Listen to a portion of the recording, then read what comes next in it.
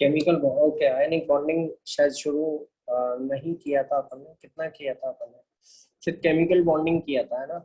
Ionic bonding I think I have not started. आवाज आ रही है सभी को? सिद्रा, पुनीत। तो अपन ने ये बात की थी कि what is the reason for bond formation. Reason for bond formation is it the completion of octet? बताएं जरा। अलविया, सिद्रा, पुनीत, या अटेनमेंट ऑफ स्टेबिलिटी? क्या होगा actual reason for the bond formation? जल्दी से बताएं। पुनीत बताओ। तो अपन ने ये देखा था कि दो atom they will form bond, ठीक है, टू अटेन स्टेबिलिटी। ठीक है, स्टेबिलिटी अटेन कैसे की जा सकती है? बॉन्ड फॉर्म करके, और अगर स्टेबल हो रहे हैं तभी बॉन्ड फॉर्म होगा। अभी किस फॉर्म में ये स्टेबिलिटी अटेन की जाएगी, उससे अपन टाइप्स ऑफ बॉन्डिंग देखेंगे। अलग अलग डिफरेंट टाइप्स ऑफ बॉन्ड्स होते हैं अपने, ठीक है। तो इसमें अपना आएगा एक तो आयनिक बॉन्डिंग या इलेक्ट्रोवायलेंट बॉन्डिंग,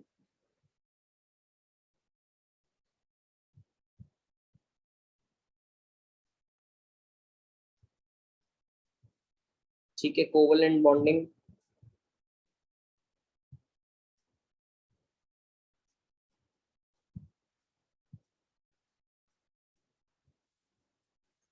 आयनिक बॉन्डिंग और कोवलेंट बॉन्डिंग। तो आयनिक बॉन्डिंग और कोवलेंट बॉन्डिंग दोनों ही बॉन्ड फॉर्मेशन के तरीके हैं आपके, क्लियर। और इससे जो एटम, जो कॉन्स्टिट्यूएंट आयंस या कॉन्स्टिट्यूएंट एटम्स होते हैं, they combine together. Covalent bonding में how the stability is attained by sharing of electrons, mutual sharing of electron. जैसे अगर आपके दो एटम है, क्लोरीन है, ठीक है, और दूसरा एटम भी chlorine, clear, and both of them, दोनों के पास साथ साथ 7 इलेक्ट्रॉन्स है। ये लुईस डॉट स्ट्रक्चर है अपना। तो दोनों ही अपना ऑक्टेट पूरा कर सकते हैं, ठीक है। लुईस डॉट थ्योरी में अपन कोवेलेंट बॉन्ड बनाते हैं। लुईस ऑक्टेट रूल के अंदर अपन पेयरिंग करते हैं ताकि हर एटम के, जहां तक हो सके, हर एटम का ऑक्टेट पूरा हो। और अगर ये ऑक्टेट पूरा शेयरिंग से हो रहा है,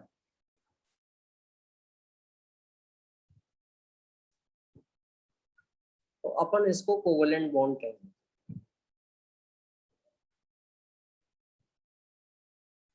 ठीक है। This will be a covalent bond, ठीक है, बिटवीन टू क्लोरीन एटम। और अगर ये ऑक्टेट कंप्लीशन आपका पूरा कंप्लीट ट्रांसफरेंस से हो रहा है, तो अपन इसको आयनिक बॉन्ड कहेंगे।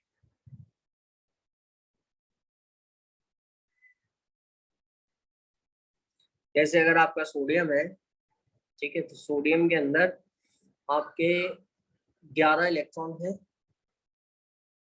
वैलेंस इलेक्ट्रॉनिक कॉन्फ़िगरेशन में एक वैलेंस इलेक्ट्रॉन है। तो लुईस डॉट स्ट्रक्चर में आप केवल वैलेंस इलेक्ट्रॉन को रिप्रेजेंट करते हो, ठीक है। और क्लोरीन जो है उसके अंदर आपके 7 इलेक्ट्रॉन्स हैं, ठीक है। दोनों के अंदर इलेक्ट्रोनेगेटिविटी का काफी बड़ा अंतर है। अपन ने देखा था इलेक्ट्रोनेगेटिविटी, अपन ने भी पढ़ी है पीरियोडिक प्रॉपर्टीज में, ठीक है, आप देख सकते हैं ऊपर ही है, क्लियर। इलेक्ट्रोनेगेटिविटी अपन ने देखी थी, ये देखिए, non polar, polar, covalent bond, ठीक है। तो इलेक्ट्रोनेगेटिविटी डिफरेंस अगर बहुत ज्यादा है तब क्या होगा?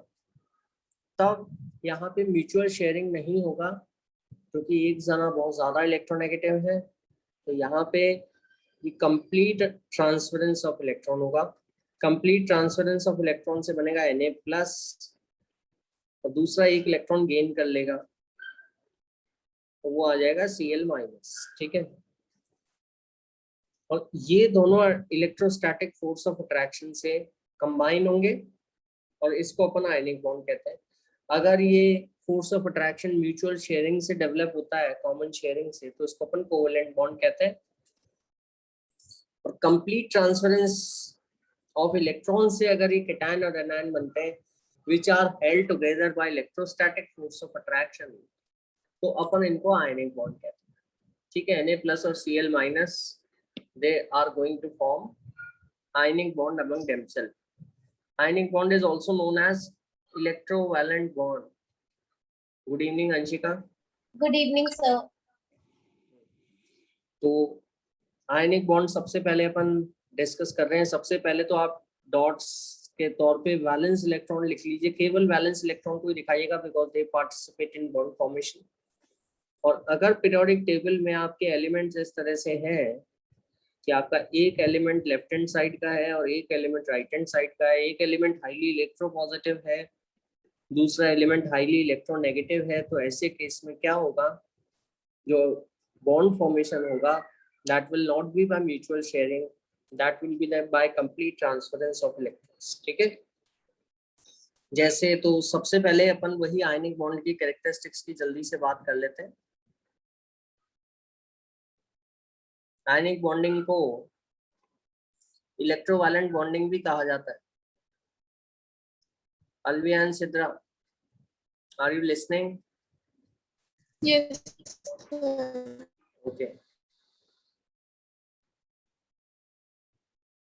ठीक है, इलेक्ट्रोवालेंट बॉन्ड भी कहा जाता है। तो इसकी डेफिनेशन लिख लीजिए जल्दी से। It is the electrostatic force of attraction between a cation and an anion which are formed by complete transference of electron. तो आयनिक बॉन्ड कब फॉर्म होगा?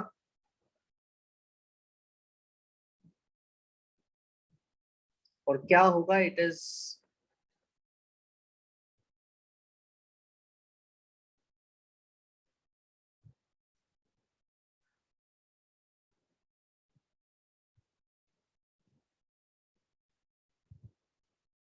an electrostatic force of attraction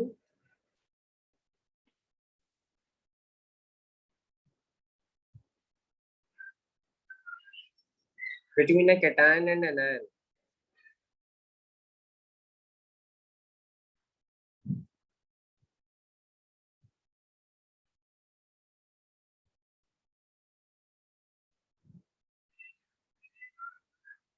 which are formed by complete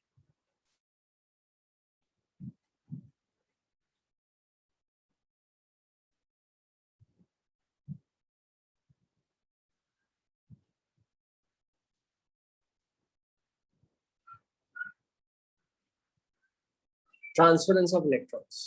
complete transfer electron का होगा तो उससे cation anion बनेंगे, है ना। वैलेंस शेल में अगर थोड़ा सा ही डिफरेंस है, इलेक्ट्रॉन्स थोड़े से ही ज्यादा है, तो ऐसे इलेक्ट्रॉन पूरी तरह एटम लूज कर सकता है अगर उसके आयनाइजेशन एनर्जी कम है, और दूसरा एटम गेन कर सकता है, ठीक है। तो इस केस में क्या होगा कि कैटायन बन जाएगा लूज करने वाला, गेन करने वाला एनायन बन जाएगा, और दोनों के दोनों आपस में इलेक्ट्रोस्टैटिक फोर्स ऑफ अट्रैक्शन से जुड़े रहेंगे। समझ में आया कि नहीं आया आपको? ठीक है, जैसे एग्जांपल है कैल्शियम क्लोराइड का, तो लुईस डॉट स्ट्रक्चर अपन लिख सकते हैं इसमें, ठीक है। तो कैल्शियम के एटॉमिक नंबर होता है 20, तो 18 + 2, ऐसे याद रखिए। 18 तो आपका आर्गन का इलेक्ट्रॉनिक कॉन्फ़िगरेशन हो गया। जो इनर है वो पार्टिसिपेट नहीं करेंगे, इनर इलेक्ट्रॉन्स, बाहर वाले 2 इलेक्ट्रॉन ही पार्टिसिपेट करेंगे। 2 इलेक्ट्रॉन मैंने डॉट्स के तौर पे लिख दिए। और क्लोरीन जो है आपका 7 इलेक्ट्रॉन्स है यहाँ पर, ठीक है।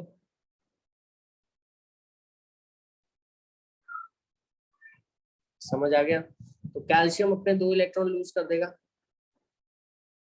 और ये 2 इलेक्ट्रॉन 2 क्लोरीन एटम गेन कर लेंगे। एक इसने गेन कर लिया, एक इसने गेन कर लिया, क्या बन गए? कैल्शियम +2, 2 इलेक्ट्रॉन लूज करने के बाद, ठीक है। और क्लोरीन तो इतने सारे 7 है तो वो लूज कर नहीं सकता, वो ज्यादा इलेक्ट्रोनेगेटिव है और उसकी टेंडेंसी इलेक्ट्रॉन लेने की ज्यादा है, ठीक है। जबकि एल्कलाइन अर्थ मेटल है कैल्शियम, कैल्शियम के बस नोबल गैस से 2 ही इलेक्ट्रॉन ज्यादा है, तो 2 इलेक्ट्रॉन आसानी से हटाए जा सकते हैं। आयनाइजेशन एनर्जी इनका साइज भी बड़ा है, बहुत कम है, लेकिन दे आर इलेक्ट्रोपॉजिटिव, ये भी अपन ने देखा था। तो यहाँ पे आपको क्लोराइड बन जाएगा, क्लोराइड विल फॉर्म Cl- ठीक है।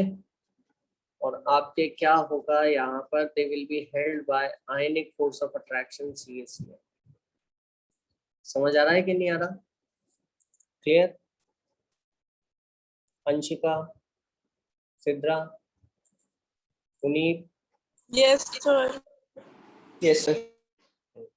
तो ये आयनिक बॉन्ड कहलाता है। तो जनरल बहुत ही इजी है। जैसे एल्यूमिनियम 3 इलेक्ट्रॉन लूज करेगा, वैलेंस नोबल गैस से जितने ज्यादा रहेंगे 13 है उसका, और F एक एक गेन कर लेगा। हमेशा ऐसा नहीं कि एनायन एक एक ही गेन करता है, हो सकता है ज्यादा भी। जैसे ऑक्सीजन है तो वो 2 इलेक्ट्रॉन गेन कर लेगा, ऑक्साइड आयन बना देगा। ठीक है। अब इसमें कुछ बातें हैं, ये तो आपने पहले ही छोटी क्लासेस में भी किया होगा, क्विक रिकैप है, और ऐसे करके ही अपना ऑक्टेट भी पूरा करते हैं। ठीक है। तो इसको अपन लुईस ऑक्टेट थ्योरी में भी पढ़ते हैं, है ना। तो लुईस ऑक्टेट पूरा कराने का एक तरीका तो अपन ने ये देखा था कि आइदर शेयरिंग हो जाए, है ना, म्यूचुअल शेयरिंग। जब दोनों ही एटम एक ही इलेक्ट्रोनेगेटिविटी के हो तो म्यूचुअल शेयरिंग हो जाए, या फिर कंप्लीट ट्रांसफर हो जाए। अगर दोनों एटम में इलेक्ट्रोनेगेटिविटी का बहुत ज्यादा डिफरेंस है तो ऑक्टेट कंप्लीट कराने का क्या सिस्टम है, पूरा का पूरा ट्रांसफर कर दो इलेक्ट्रॉन, एक को कैटायन बना दो, एक को एनायन बना दो, दोनों इलेक्ट्रोस्टैटिक फोर्स ऑफ अट्रैक्शन से आपस में जुड़े रहेंगे। ठीक है। जिसको अपन आयनिक बॉन्ड या इलेक्ट्रोवैलेंट बॉन्ड कहते हैं। कैरेक्टरिस्टिक्स को जनरल डिस्कस कर लेते हैं। जनरल क्या कैरेक्टरिस्टिक्स होगी?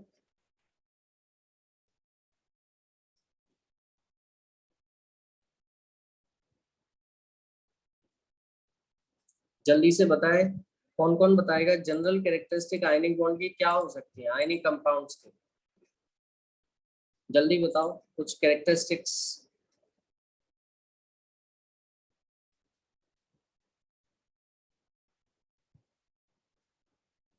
आयनिक कंपाउंड्स अपन देखते हैं। अपन the most common ionic compound जो अपन देखते हैं रोज, everybody, all of us use it, that is NaCl। ठीक है। Most common ionic sir compound, high melting point. High melting point. ठीक है। और वेरी गुड, बताओ जल्दी। और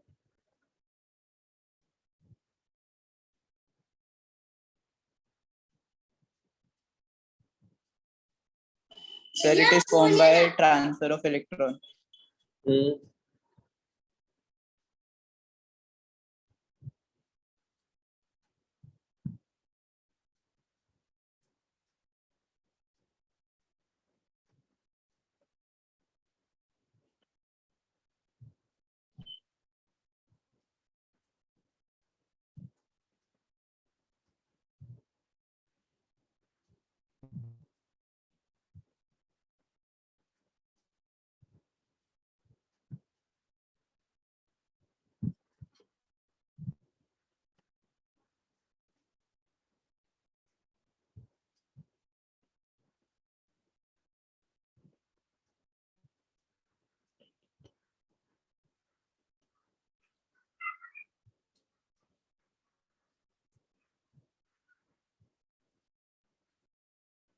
हाँ, तो क्या क्या कैरेक्टरिस्टिक्स है?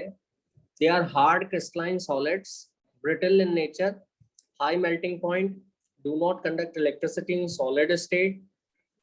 क्यों? रीजन मैंने लिख ही दिया है कि ions can't move here and there. Solid state में आयनिक कंपाउंड कैसा होगा? कैटायन है, एनायन है, ठीक है, फिर कैटायन है, फिर एनायन है, टाइटली पैक्ड होगा सॉलिड स्टेट में, they can't move here and there. और जब वो मूव नहीं कर सकते, ठीक है, तो वो इलेक्ट्रिसिटी भी कंडक्ट नहीं करेंगे, सॉलिड स्टेट में नहीं करेंगे। मैंने ये नहीं कहा कि कभी नहीं करेंगे, कब कर सकते हैं उन्हें इलेक्ट्रिसिटी कंडक्ट। बताओ ionic compound, Anshika, when they can conduct electricity? Only in aqueous form. Aqueous form, very good. Aqueous form में सिद्रा, और मोल्टन फॉर्म में भी कर सकते हैं अगर अपन बहुत हाई टेम्परेचर पे लेके जाएं, अलविया, अंशिका। तो दे मेल्ट, एंड मेल्ट होने के बाद जो आयंस हैं वो फ्री हो जाएंगे, ठीक है, and they can conduct electricity. तो good conductors of electricity in solid state, in sorry aqueous state मतलब पानी में डिसॉल्व कर लें अपन,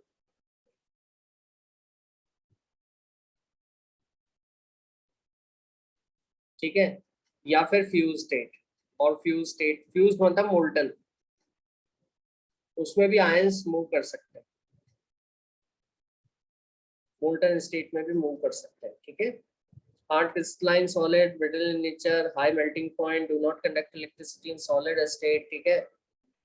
हार्ड इसलिए होंगे क्योंकि हर कैटायन एनायन से सराउंडेड रहता है, हर एनायन कैटायन से सराउंडेड रहता है, ठीक है। और इस कारण से आपके सारे कैटायन एनायन एक दूसरे को टाइटली पकड़े रहेंगे, और टाइटली पकड़े रहेंगे तो क्या होगा, बहुत हार्ड होगा। अगर अपन फोर्स लगाते हैं और मान लो एनायन कैटायन मूव हो गए, डिसलोकेट हो गए, इन तो फिर इनका फोर्स ऑफ अट्रैक्शन भी वीक हो जाएगा। मान लो अगर अपन ने फोर्स लगाया, अभी तो देखिए कैटायन है, कैटायन के ऊपर एनायन है, फिर कैटायन है, फोर्स लगाने से डिसलोकेशन हो गया, डिसलोकेशन से क्या हुआ, डिसलोकेशन से आपका कैटायन के ऊपर अगर आ जाता है तो क्या होगा कि रिपल्शन हो जाएगा, रिपल्शन होने से फिर क्रैक हो जाएंगे, ब्रेक हो जाएंगे। तो इसलिए मैंने बोला they are brittle in nature. Brittle in nature का मतलब ये है कि they can break easily if, but they are hard, but if you apply force with that can dislocate the layers of the ionic solid and that's how they can break। Electricity conduct नहीं करते लेकिन good conductors होते हैं, ठीक है। Aqueous state में क्योंकि ions जो है पानी में अगर डिसॉल्व होने के बाद फ्रीली मूव कर सकते हैं, और फ्यूज्ड स्टेट में, मोल्टन स्टेट में, फ्यूज का मतलब मोल्टन स्टेट होता है। तो ये तो कुछ जनरल कैरेक्टरिस्टिक है। क्रिस्टलाइन का ये मतलब होता है माय डियर स्टूडेंट्स, एक सब्सटेंस होता है अमॉर्फस, एक होता है क्रिस्टलाइन। क्रिस्टलाइन का मतलब होगा कि सारे कैटायन एनायन का अरेंजमेंट जो है, पार्टिकल्स का जो अरेंजमेंट है वो बड़ा सिस्टमैटिक है, ठीक है। तो कैटायन के ऊपर एनायन, एनायन के ऊपर कैटायन, कैटायन के ऊपर एनायन, तो क्यों, वरना उनके फोर्स ऑफ अट्रैक्शन भी नहीं होगा। अगर सिस्टमैटिकली उनको अरेंज नहीं करोगे तो फोर्स ऑफ अट्रैक्शन नहीं रहेगा, है ना। तो ये क्रिस्टलाइन सॉलिड्स होते हैं। तो आई होप ये सभी को क्लियर हो चुका है, ठीक है। These are the general characteristics. फिर अपन देखेंगे फॉर्मेशन ऑफ आयनिक कंपाउंड, जिसको अपन कहते हैं बॉर्न हेबर साइकिल।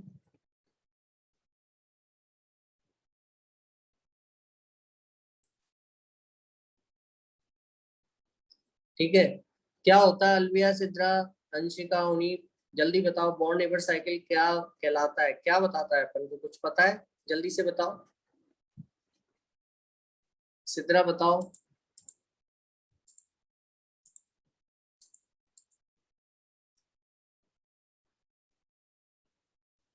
हम्म,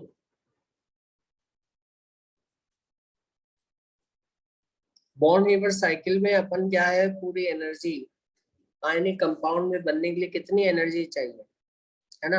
आयनिक कंपाउंड बनने पे कितनी एनर्जी रिलीज हो रही है, तो ये है हीट ऑफ फॉर्मेशन। ये कहलाती है टोटल एनर्जी जो रिलीज होगी या देनी होगी, ठीक है। आयनिक कंपाउंड बनने के लिए मान लीजिए अपना आयनिक कंपाउंड अपन जो बनाने जा रहे हैं वो NaCl है, सॉलिड, समझ आया। NaCl सॉलिड अपन कैसे बनाएंगे, है ना। जब वो आयनिक जो आपके ओरिजिनल स्टेट में जो सोडियम मिलता है वो एलिमेंटल फॉर्म में मिलता है, क्लोरीन आपको गैसेस फॉर्म में मिलता है, और मान लीजिए आप सोडियम जो उसके नेचुरल फॉर्म में मिलता है, क्लोरीन जो उसका नेचुरल फॉर्म है, उनको आप आपस में क्या करते हो, रिएक्ट करते हो, और रिएक्ट करके NaCl बनता है ना। और उससे आप आपका NaCl बनाते हो, और इसमें जो एनर्जी चेंजेस होंगे, तो कितने एनर्जी चेंजेस होंगे, अगर हीट रिलीज होगी, है ना, डेल्टा HF नेगेटिव है तो हीट विल बी रिलीज्ड। मैंने बताया था आपको केमिस्ट्री में डेल्टा H का साइन नेगेटिव होता है, मतलब हीट बाहर आ रही है।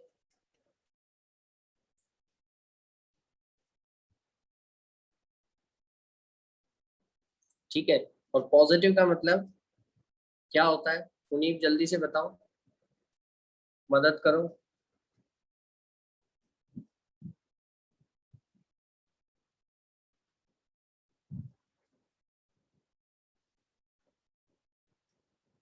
हीट विल बी एब्जॉर्ब, मतलब आयनिक कंपाउंड के बनने में हीट एब्जॉर्ब होगी और हीट रिलीज होगी।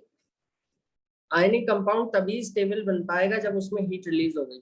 हीट रिलीज हो गई तो उसकी खुद की एनर्जी कम हो गई और आयनिक कंपाउंड कैन एग्जिस्ट। ठीक है, तो ionic compound will form.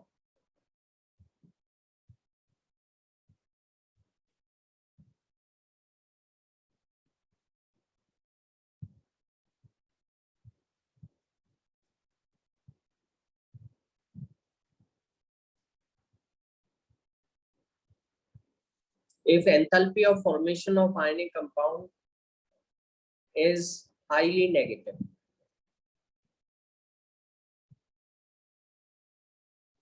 Alvia Sidra समझ में आ रहा है? Yes, sir. Very good. Highly negative अगर होगी तो हीट रिलीज करने से क्या होता है, जैसे जिसमें भी हीट रिलीज होती है जनरली वो रिएक्शंस आराम से हो जाते हैं। जैसे एक बार शुरू करने के बाद वो अपने आप होते रहते हैं। जैसे बर्निंग है अपना, burning of gas, burning of coal, heat release होती है अपने आप वो कन्वर्ट होते रहेंगे, है ना। और अगर अपन को देना पड़ेगा तो वो चेंज अपने आप नहीं होगा, है ना। तो यहाँ पे आयनिक कंपाउंड विल नॉट, ये ध्यान रखिए। तो ये हीट ऑफ फॉर्मेशन है, HF लगाया मैंने, सबस्क्रिप्ट वो फॉर्मेशन है, तो ionic compound will not.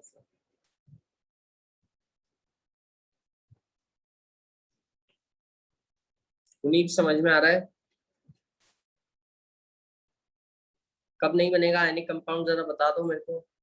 Anshika, Alvia, अगर उसका हीट ऑफ फॉर्मेशन पॉजिटिव है तो अपन को हीट देनी पड़ रही है, तो वो तो अनस्टेबल आयनिक कंपाउंड है, ऐसा कंपाउंड नहीं फॉर्म होगा। अगर हीट अपने आप निकलती है ना, जैसे NaCl है अपना, तो NaCl तो बहुत स्टेबल होता है, अपन देखते हैं, है ना, रोज अपन इस्तेमाल करते हैं NaCl, और अपन जानते हैं पुनीत के NaCl स्टेबल होता है। क्यों? क्योंकि उसमें हीट ऑफ फॉर्मेशन जो होती है वो नेगेटिव होती है। तो अपन को वैसे मालूम कैसे चलेगा, ये तो ओवरऑल हीट है। तो इस हीट को अपन क्या करते हैं, एक्चुअली थोड़ा ब्रेकअप करके सोच लेते हैं कि किस किस चीजें, कौन कौन सी चीजें इसमें शामिल होंगी। ठीक है, तो मैं पहले तो इक्वेशन लिखता हूँ, इक्वेशन को बैलेंस कर लीजिए। ठीक है, 1 मोल आयनिक कंपाउंड बनाने के लिए बैलेंस कर लीजिए, 1 मोल NaCl बनाने के लिए बैलेंस कर लीजिए, और एलिमेंट्स लीजिए प्योर, उनके जो नेचुरल स्टेट है। समझ आ गया?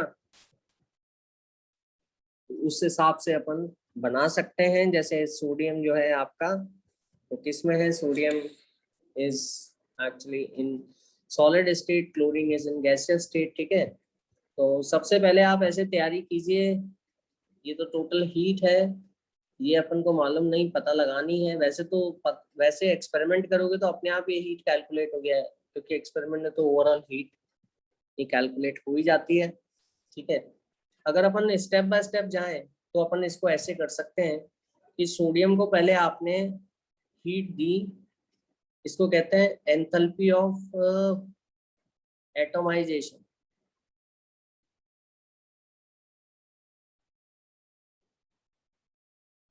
एंथैल्पी ऑफ एटोमाइजेशन, ठीक है, जिससे ये जो सोडियम है एटम में बदल गया, एटम में तब्दील हो गया आपका।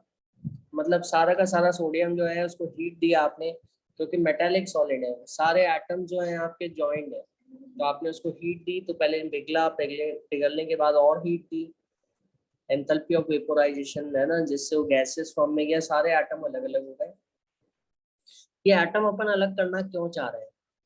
ठीक है, ये अपन अलग करना इसलिए चाह रहे हैं क्योंकि अब अपन को तो फाइनल कंपाउंड बनाने की तैयारी करनी है, तो उसमें अपन को Na+ चाहिए। आयनिक कंपाउंड इज, जैसा कि मैंने बताया था, it is an electrostatic force of attraction between a cation and anion. तो कैटायन बनाना है, तो कैटायन बनाने के लिए इलेक्ट्रॉन हटाना, इलेक्ट्रॉन हटाने के लिए अपन को मैं या माइनस इलेक्ट्रॉन तो लिख देता हूँ, लेकिन ये इलेक्ट्रॉन अपने आप नहीं हटता, इसके लिए आयनाइजेशन एनर्जी देनी पड़ती है, डेल्टा H।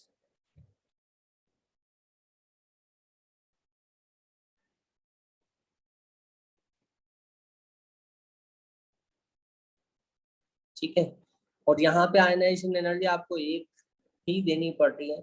जहां पे आपको डाई कैटायन बनाना है वहां पे आपको पहली और दूसरी 2 आयनाइजेशन एनर्जीज देनी पड़ेंगी, दोनों को सम। और अगर आपको ट्राई कैटायन बनाना है जैसे कि एल्युमिनियम में होता है तो वहां आपको 3 आयनाइजेशन एनर्जी देनी पड़ेंगी, पहली, दूसरी, तीसरी, 3 इलेक्ट्रॉन हटाने के लिए एक के बाद एक।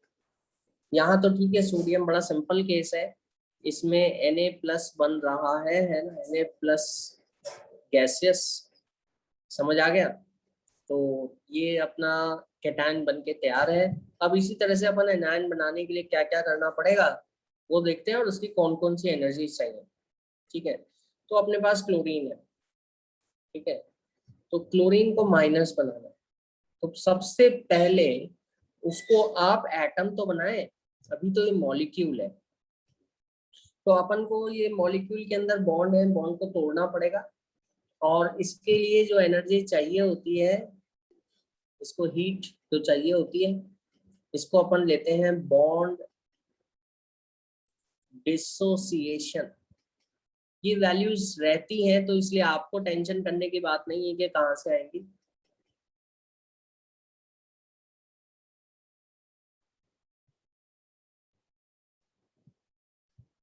एक मोल क्लोरीन के बॉन्ड तोड़ने के लिए, क्लोरीन मॉलिक्यूल्स के बॉन्ड तोड़ने के लिए जो एनर्जी चाहिए, ये बॉन्ड एसोसिएशन एंथैल्पी रहती है, क्वेश्चन में गिवन होगी या तो स्टैंडर्ड वैल्यूज है मॉलिक्यूल्स के लिए, वो आप फाइंड आउट कर सकते हो इजीली। ठीक है, अच्छा, लेकिन एक मोल बॉन्ड ब्रेक करोगे तो उससे 2 क्लोरीन एटम मिलेंगे, समझ आ रहा है, 2 क्लोरीन एटम मिलेंगे।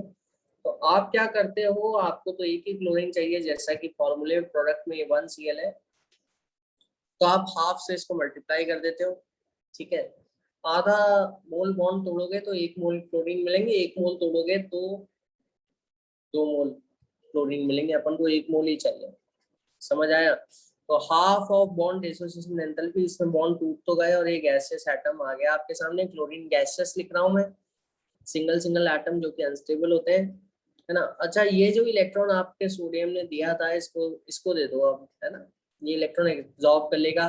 और पीरियोडिक प्रॉपर्टीज में अपन ने पढ़ा था कि enthalpy change when an isolated at gaseous atom accepts an electron, उसको अपन क्या कहते हैं, कौन बताएगा मेरे को, उम्मीद याद है क्या, इसको क्या बोलेंगे अपन?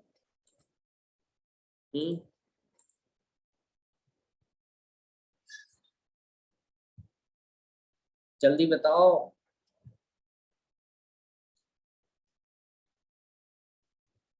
हाँ, इलेक्ट्रॉन गेन एंथैल्पी, तो क्या बन गया, Cl- बन गया, है ना। अब आपका Na+ गैसियस, Cl- भी गैसियस में है, दोनों बिल्कुल तैयार हैं, तो आप क्या करोगे, दोनों को ज्वाइन कर दो, दोनों के बीच में अट्रैक्शन होगा, दोनों गैसियस आयंस, अपोजिट आयंस अपने आप अट्रैक्ट होकर they will join together and they will form a bond, ionic bond form कर लेंगे, है ना। तो आपका जो बॉन्ड बन जाएगा क्या मिलेगा, NaCl सॉलिड, समझ में आया कि नहीं आया। अच्छा, यहाँ एनर्जी रिलीज होगी, यहाँ एनर्जी जो रिलीज होती है ना, क्योंकि अट्रैक्शन है, ठीक है, तो लैटिस एंथैल्पी रिलीज होगी।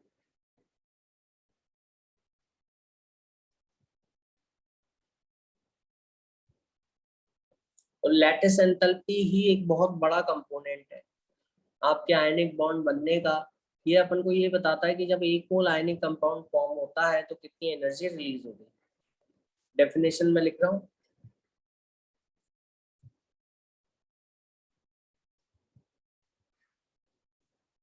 अंशिका, उन्नीब, सिद्रा, समझ में आ रहा है, अलविया, कोई बात करो, बोलो। Yes, Yes, sir. sir. Okay, very good. हाँ, it is the enthalpy change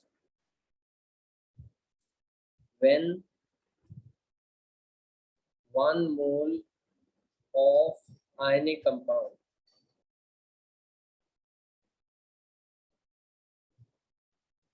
is formed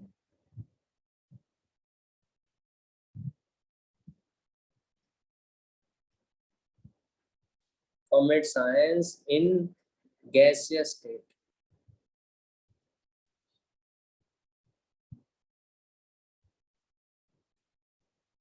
तो ये जब गैसियस स्टेट से आयंस बन जुड़ के एक सॉलिड बनता है, तो जो एनर्जी निकलती है, इसका यहाँ पे साइन नेगेटिव होगा, है ना, तो उसको अपन लैटिस एंथैल्पी कहते हैं। हाँ, ये एनर्जी अगर ज्यादा निकलेगी तो ये बाकी सब प्रोसेसेस में जो एनर्जी चाहिए रहेगी ना, जैसे एटमाइजेशन करने में, इलेक्ट्रॉन निकालने में, बॉन्ड तोड़ने में, उनकी भरपाई कर देगी और आयनिक कंपाउंड आराम से बन जाएगा। तो लैटिस एंथैल्पी मेन कंपोनेंट है। ये जो डेल्टा एच एफ आप चाह रहे हो, ये इन सबको ऐड कर लो आप, इसको इसको इसको इसको और इसको, तो सब वैल्यूज ऐड करोगे तो आपको जो है आपका टोटल हीट ऑफ फॉर्मेशन आपके सामने आ जाएगा, है ना, ऑफ द आयनिक कंपाउंड। और जिसमें सबसे बड़ा रोल है लैटिस एंथैल्पी का। लैटिस एंथैल्पी एनर्जी रिलीज होगी जब आयनिक कंपाउंड बनेगा। हाँ, अगर लैटिस, कोई बोलेगा कि अगर सोडियम क्लोराइड है, आपको सोडियम क्लोराइड आप देखते हैं, आज खाना खाएंगे, डिनर करेंगे, देखना वापस से 1 मोल सोडियम क्लोराइड ले लेना, है ना। 1 मोल कितने ग्राम होगा? 23 + 35, है ना, 58.5 ग्राम, बहुत ही कम है। 1 मोल इतना सा NaCl होगा, है ना।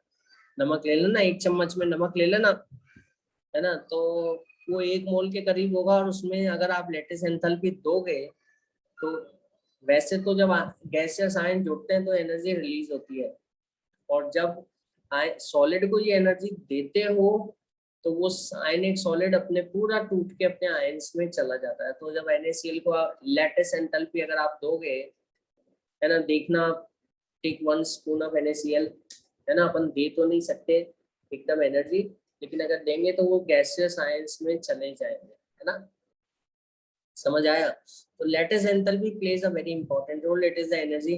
हाँ, आयनिक कंपाउंड बनने के दौरान ये निकलती है और तोड़ने के दौरान ये देनी पड़ती है।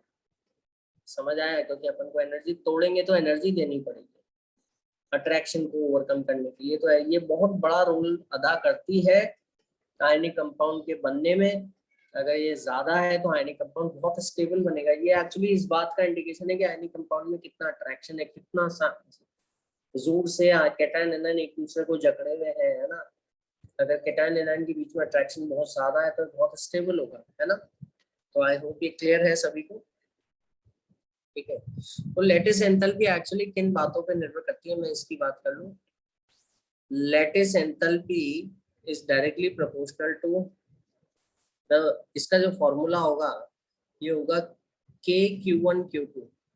के तो कांस्टेंट है, कैटायन का चार्ज एनायन का चार्ज का प्रोडक्ट बाय डिस्टेंस, जो कैटायन एनायन के बीच का दूरी है ना। ये इलेक्ट्रोस्टैटिक पोटेंशियल एनर्जी जैसा ही फॉर्मूला है जो आप 12th क्लास में पढ़ेंगे फिजिक्स के अंदर। इलेक्ट्रोस्टैटिक पोटेंशियल एनर्जी, कैटायन का चार्ज एनायन का चार्ज प्रोडक्ट में आ रहा है, न्यूमरेटर में आ रहा है, तो ये फॉर्मूला होगा। के तो कांस्टेंट है, ठीक है, जो मीडियम पे निर्भर करता है, ठीक है। तो it is directly proportional to, lattice enthalpy is directly proportional to the product of charges। अलग अलग करके लिख रहा हूं मैं। it is direct charges of the cation and anion and inversely proportional to the distance between them। जो cation and anion बड़े होते जाएंगे तो दूर दूर ही रहेंगे, दूर दूर रहेंगे तो फिर अट्रैक्शन इतना ज्यादा नहीं होगा, इतनी एनर्जी भी रिलीज नहीं होगी। Inversely proportional to their sizes or distance between them। समझ आ गया? तो लैटिस एंथैल्पी होगी आपकी, चार्ज का रोल ज्यादा गहरा होता है, ये ध्यान रखिएगा कि charge plays a prominent roll over distance. Distance से ज्यादा गहरा असर चार्ज का होगा। क्यों? क्योंकि चार्ज प्रोडक्ट में आ रहा है, कैटायन का चार्ज एनायन का चार्ज जो है ये प्रोडक्ट में आ रहा है, तो charge plays a prominent roll over distance. समझ में आया कि नहीं आया? ठीक है, तो अपन को बिना कैलकुलेशन करे ही पता लग जाएगा लैटिस एंथैल्पी इन दो बातों से। और ये भी पता लग जाएगा कि आयनिक कंपाउंड कहाँ स्टेबल है। जैसे अगर मैं पूछता हूँ नी, कैल्शियम ऑक्साइड की लैटिस एंथैल्पी ज्यादा होगी कि कैल्शियम फ्लोराइड की, कौन बताएगा? मैं यहाँ पे कैटायन एनायन का चार्ज देख लो बस। जैसे यहाँ पे कैल्शियम तो दोनों में बराबर है, +2। जरा बताओ, anyone having idea? Uneet, Sidra, Anshika, Alvia बताओ।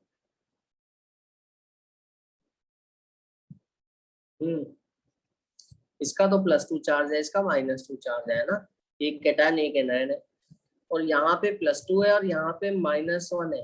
अट्रैक्शन एक कैटायन एनायन के देखेंगे तो +2 और -1। आप चार्ज का प्रोडक्ट ले लो, यहाँ पे कितना आ रहा है 4, यहाँ पे कितना आ रहा है 2, तो जिसका चार्ज का प्रोडक्ट ज्यादा होगा वो ज्यादा लैटिस एंथैल्पी होगी।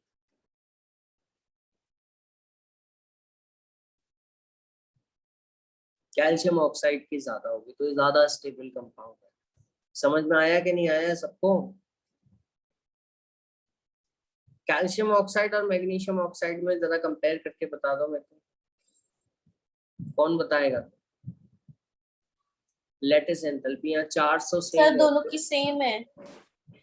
देखो चार्ज तो सेम है, ये तो आपने बिल्कुल सही बात पकड़ी है, आधी है, लेकिन क्या साइज भी सेम है?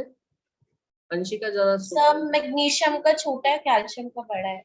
हाँ तो कहाँ पे कैटायन एनायन चार्ज तो सेम है, ज्यादा नजदीक आ सकते हैं।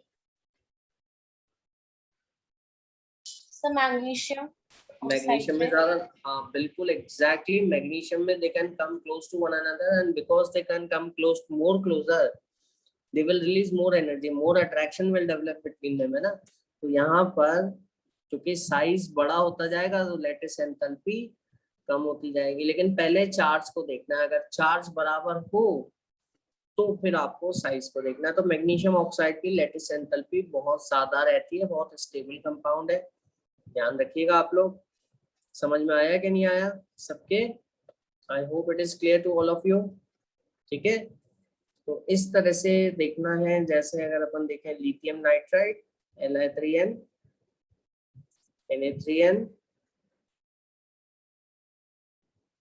और K3n, ये सिर्फ लिथियम नाइट्राइड ही स्टेबल होता है ना, लिथियम नाइट्राइड ही स्टेबल होता है, बाकी दोनों अनस्टेबल होते हैं। स्टेबिलिटी इनकी ऐसे चलती है, जो कि लैटिस एंथैल्पी से देख सकते हो आप, लैटिस एनर्जी।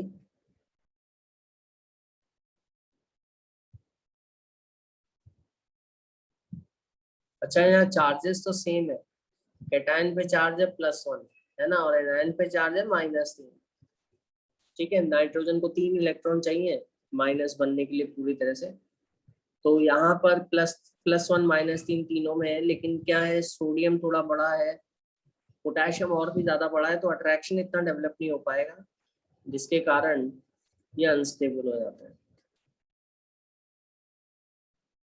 ठीक है, और रिएक्टिव रहते हैं बहुत सारा। समझ आया? क्लियर? मैग्नीशियम नाइट्राइड की बात करूंगा तो वो तो बहुत ही स्टेबल होता है, जैसे Li3n और Mg3n2, कौन ज्यादा स्टेबल है? लैटिस एंथैल्पी किसकी ज्यादा है? मैग्नीशियम नाइट्राइड की। क्यों बच्चों? क्योंकि Li+ है, नाइट्रोजन पे 3 माइनस है ना। यहाँ पे मैग्नीशियम पे क्या होता है, मैग्नीशियम तो एल्कलाइन अर्थ मेटल है, +2 है, नाइट्रोजन पे -3 है, तो प्रोडक्ट ऑफ चार्जेस ले लो आप, 6 आ रहा है, यहाँ पे तो 3 × 1 1 आ रहा है, तो यहाँ पे बहुत ज्यादा लेटेस्ट एनर्जी है। समझ आया? बहुत स्टेबल है, बहुत ज्यादा हाई टेम्परेचर को विथस्टैंड कर सकता है, इसकी थर्मल स्टेबिलिटी भी बहुत ज्यादा है। क्यों? क्योंकि लैटिस एनर्जी बहुत ज्यादा है, कैटायन एनायन को तोड़ने में, अलग करने में वापस से आपको लैटिस एनर्जी डालनी पड़ेगी ताकि वो गैसेस में चले जाए, उतनी ज्यादा एनर्जी देनी पड़ेगी जितनी उनके बनने के दौरान रिलीज हुई थी, है ना। तो ये लैटिस एंथैल्पी, ये ध्यान रखिएगा, बहुत छोटी सी बात है, इससे अपन को आयनिक कंपाउंड की स्टेबिलिटी, आयनिक कंपाउंड में हालांकि बनने में इतने सारे एनर्जी के कंपोनेंट्स आप देख रहे हैं, लेकिन सबसे जो मेन कंपोनेंट है वो है लैटिस एंथैल्पी, जो एनर्जी रिलीज करता है आयनिक कंपाउंड जब कैटायन एनायन गैसियस स्टेट से जुड़ते हैं, है ना। तो ये मेन कंपोनेंट एनर्जी का, ये ज्यादा से ज्यादा होनी चाहिए, निकलनी चाहिए आयनिक कंपाउंड के बनने में, ताकि आयनिक कंपाउंड स्टेबल से स्टेबल बन सके, जितनी ज्यादा निकलेगी आयनिक कंपाउंड उतना ही स्टेबल होगा। तो आई होप ये सभी को क्लियर हो गया है, समझ आया? ये बात ध्यान रखना कि चार्ज को पहले देखना है, अगर चार्ज आपका बराबर हो तो डिस्टेंस को देखना है ना, जो साइज। अगली चीज अपन चलते हैं, ठीक है, देखो नो वन इज परफेक्ट, ठीक है। आयनिक कंपाउंड की बात अपन कर रहे हैं, अपन ने शुरुआत में बात की आयनिक कंपाउंड की, और कोवेलेंट कंपाउंड की भी बात करेंगे अभी डिटेल में। तो जो आपके आयनिक कंपाउंड है, ठीक है, ये आयनिक कंपाउंड जो है आपके, ठीक है, ये फॉर्म हुए complete transference of electron, transfer, पूरे के पूरे ट्रांसफर ऑफ इलेक्ट्रॉन से बने हैं। कैटायन बन गया, एनायन बन गया, इनके बीच में अट्रैक्शन हो गया और आयनिक कंपाउंड बन गया। क्लियर? लेकिन आयनिक कंपाउंड भी 100% आयनिक नहीं होता है, उसमें थोड़ी सी गड़बड़ हो जाती है ना। कोवेलेंट कंपाउंड 100% कोवेलेंट होता है। अपन ने एक पिछली क्लास में देखा था कि कोवेलेंट कंपाउंड में आयनिक कैरेक्टर आ जाता है। क्यों आ जाता है, कोई बता सकता है मेरे को? जल्दी से बताओ कि कोवेलेंट कंपाउंड में आयनिक कैरेक्टर क्यों आ जाता है, कौन बताएगा? अभी देखा है अपन ने, कोवेलेंट कंपाउंड में चार्जेस क्यों आ जाते हैं? चार्जेस तो आयनिक कंपाउंड में होते हैं। देखो पिछली क्लास में देखा अपन ने। मुनीब जरा बताओ, कोवेलेंट कंपाउंड में आयंस कैसे आ गए, थोड़ा चार्जेस कैसे आ गए? इलेक्ट्रोनेगेटिविटी के अंतर के कारण, है ना। इसी तरह से कोवेलेंट कंपाउंड में तो चार्जेस आ जाते हैं और वो आयन, इसी तरह से आयनिक कंपाउंड में कोवेलेंट कैरेक्टर आ जाता है ना। आयनिक कंपाउंड में कोवेलेंट कैरेक्टर आ जाता है, जिसको अपन फाजान्स रूल से समझते हैं। कोई भी परफेक्टली आइडियल नहीं होता, मैं ये कहना चाह रहा हूँ। आयनिक कंपाउंड में कोवेलेंट कैरेक्टर आ जाएगा इलेक्ट्रोनेगेटिविटी के अंतर के कारण, तो सॉरी, आयनिक कंपाउंड में कोवेलेंट कैरेक्टर आ जाएगा, है ना, और कोवेलेंट कंपाउंड में आयनिक कैरेक्टर आ जाएगा। तो पहले मैं लिख देता हूँ ताकि आपका कंफ्यूजन दूर हो जाए। अपन किसकी बात करने आ रहे हैं? फाजान्स रूल,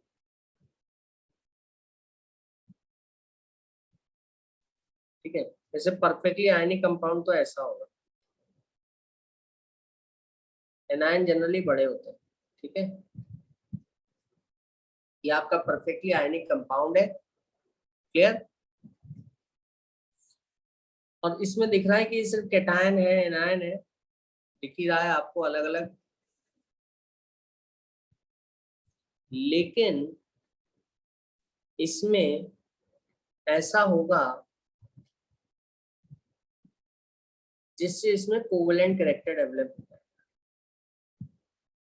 कोवेलेंट कैरेक्टर का मतलब शेयरिंग। हालांकि अब भी कैटायन एनायन है, लेकिन इसमें कुछ शेयरिंग भी होने लग जाएगी। पूरी तरह से 100% कैटायन एनायन ये नहीं रहेंगे।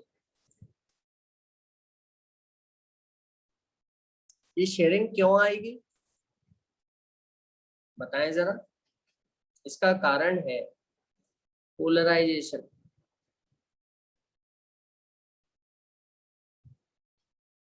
तो एक सिंपल सी बात अपन लिख सकते हैं उन्हीं कि पोलराइजेशन के कारण, due to polarisation, ionic compounds, ये 100% आयनिक है।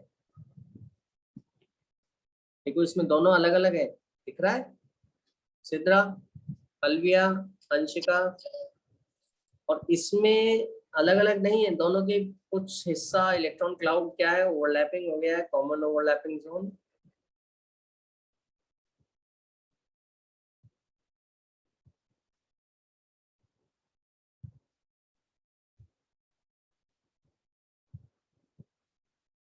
तो अपन इसमें कॉमन ओवरलैपिंग जोन तो अपन को कोवेलेंट कंपाउंड की याद दिलाता है ना। तो इसमें अपन कह सकते हैं कि कोवेलेंट कैरेक्टर आ गया है, पूरा कोवेलेंट नहीं हुआ है तो अभी भी आयनिक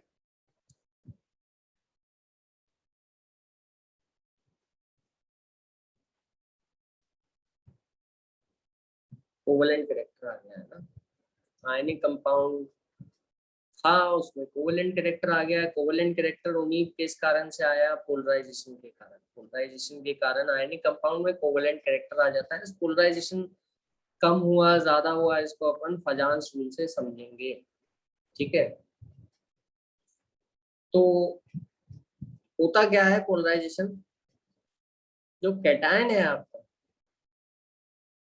वो छोटा होगा जनरली, है ना, बड़े भी रहते हैं लेकिन ठीक है, कैटायन पे क्या है, पॉजिटिव चार्ज ज्यादा होगा क्योंकि इलेक्ट्रॉन कम है। और एनायन जो है उसका इलेक्ट्रॉन क्लाउड है, थोड़ा बड़ा होगा क्योंकि एनायन में ज्यादा इलेक्ट्रॉन होते हैं। अब मान लीजिए कि ये कैटायन का जो न्यूक्लियस है ये इसके इलेक्ट्रॉन को खींचने लगे, खींचेगा ही बिल्कुल, है ना। हालांकि इलेक्ट्रॉन क्लाउड इसका नहीं है, लेकिन अपन ने पढ़ा था कि जो न्यूक्लियस का चार्ज होता है वो उसको ऐसा नहीं होता कि सिर्फ एटम तक, बाउंड्री तक ही रहता है, बाउंड्री के बाहर भी जाता है अट्रैक्शन फोर्स। और अट्रैक्शन फोर्स बाउंड्री के बाहर जाएगा तो ये अपने साथ वाले एनायन का इलेक्ट्रॉन क्लाउड खींचने लगेगा, है ना। लेकिन इसके साथ साथ ये दोनों के न्यूक्लियस, कैटायन का न्यूक्लियस और एनायन का न्यूक्लियस, दोनों पे सेम चार्ज होगा, पॉजिटिव चार्ज, तो दोनों एक दूसरे को रिपेल करेंगे। तो ये ऐसा हुआ कि जैसे मान लो किसी को गर्दन पकड़ के तो धक्का दे रहे हैं और उसकी शर्ट खींच रहे हैं, समझ आया, ठीक है। तो क्या होगा, तो शर्ट है वो थोड़ा डिस्टॉर्ट हो जाएगी, है ना। तो इस तरह से अपन देखेंगे डिस्टॉर्शन आ जाएगा, ठीक है। इस डिस्टॉर्शन को पोलराइजेशन कहते हैं। और इससे होता क्या है, इससे, इस पोलराइजेशन से एनायन का जो इलेक्ट्रॉन क्लाउड है वो कैटायन के अंदर पेनिट्रेट करने लग जाता है और ओवरलैपिंग जोन क्रिएट हो जाता है। मतलब इसमें ओवरलैपिंग, कॉमन ओवरलैपिंग अपन को कोवेलेंट बॉन्ड की याद दिलाती है, तो कोवेलेंट बॉन्ड बन जाता है ना, समझ आ रहा है, ठीक है। कोवेलेंट, पूरा कोवेलेंट नहीं, कोवेलेंट कैरेक्टर आ जाता है, ठीक है। पोलराइजेशन करने वाला कौन है, उन्हीं मेरे को जरा बताओ, अंशिका जल्दी से बताओ, पोलराइजेशन करने वाला कौन है और होने वाला कौन है, किसका पोलराइजेशन हो रहा है और कर कौन रहा है इन दोनों कैटायन एनायन में, जल्दी से बताओ, कौन बताएगा मेरे को।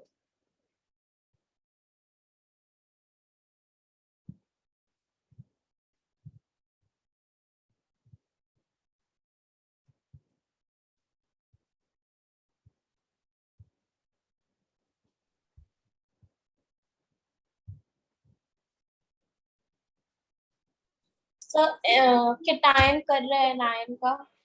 हाँ, कैटायन पोलराइजेशन कर रहा है ना, समझ आ रहा है क्यों, क्योंकि छोटा है तो वो इलेक्ट्रॉन क्लाउड खींच लेगा एनायन को, जिससे इलेक्ट्रॉन क्लाउड क्या मर्ज होने लगेगा।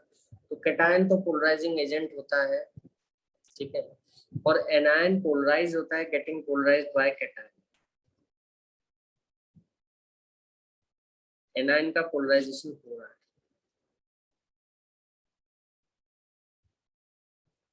अब किसका पोलराइज, कौन अच्छी तरह से पोलराइज करेगा, कौन ज्यादा पोलराइज करेगा, कौन कम पोलराइज करेगा, ये कैटायन की पोलराइजिंग पावर पे निर्भर करता है, ठीक है। और एनायन अगर हो कि एनायन कितना अच्छी तरह से पोलराइज हो जाएगा तो वो कहलाता है एनायन की पोलराइजेबिलिटी कितनी है, ठीक है।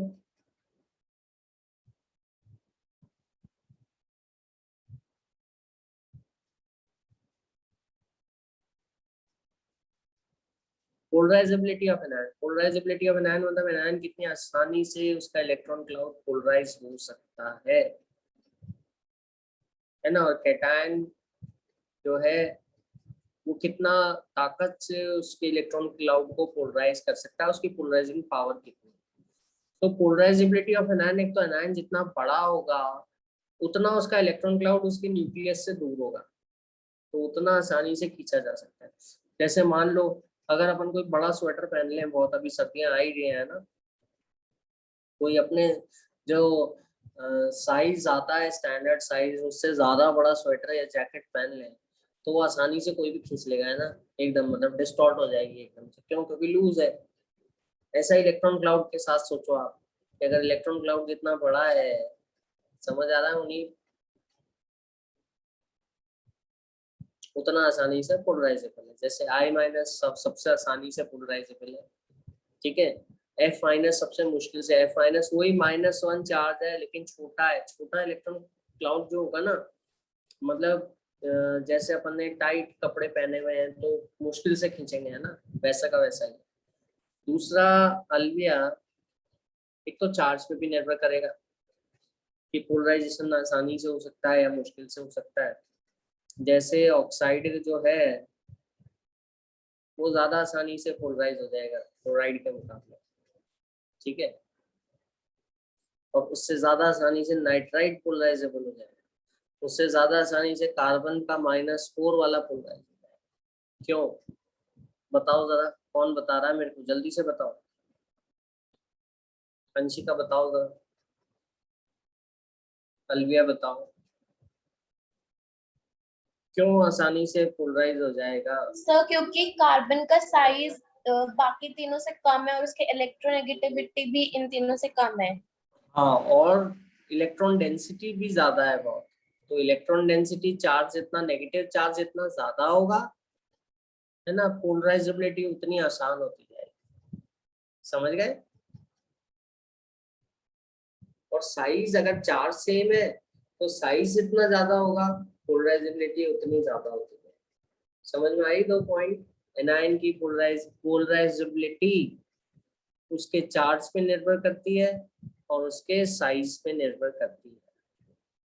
समझ में आ रहा है बच्चों? किसको समझ में ना आया जल्दी से बताओ मेरे को। उन्हीं कहाँ पर हो, जल्दी बताओ मेरे को उन्हीं। ठीक है, तो polarizability increases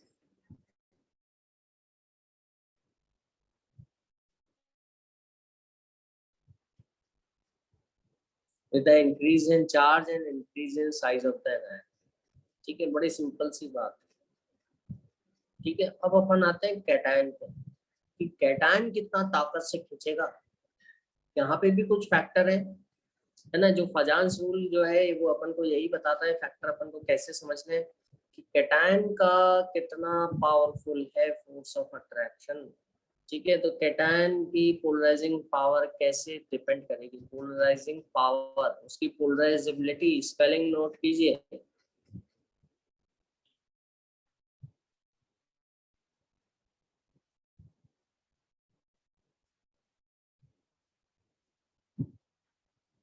polarising power of cation, cation की पोलराइजिंग पावर कितनी है?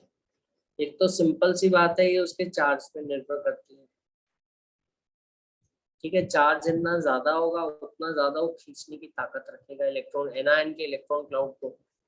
दूसरी बात जो है उसके साइज पे भी निर्भर करती है, लेकिन साइज जितना ज्यादा होगा वो चार्ज, उसका पॉजिटिव चार्ज उतने बड़े एरिया में बिखर जाएगा, तो फिर वो खींच नहीं पाएगा, है ना। तो यहाँ पे साइज के इनवर्सली प्रोपोर्शनल होगा। अलविया सिद्रा समझ में आ रहा है कि नहीं आ रहा? तो साइज बड़ा होता जाएगा तो उसका असर कमजोर पड़ता जाएगा। जो छोटा सा कैटायन है ना, पूरा पॉजिटिव चार्ज एक जगह पे छोटे से एरिया में, तो बहुत ज्यादा पॉजिटिव चार्ज हो जाएगा। चार्ज अगर बड़े एरिया में आता है ना तो उसका असर खत्म हो जाता है, ये ध्यान रखना। ठीक है, और उसके इलेक्ट्रॉनिक कॉन्फ़िगरेशन पे भी निर्भर करेगा।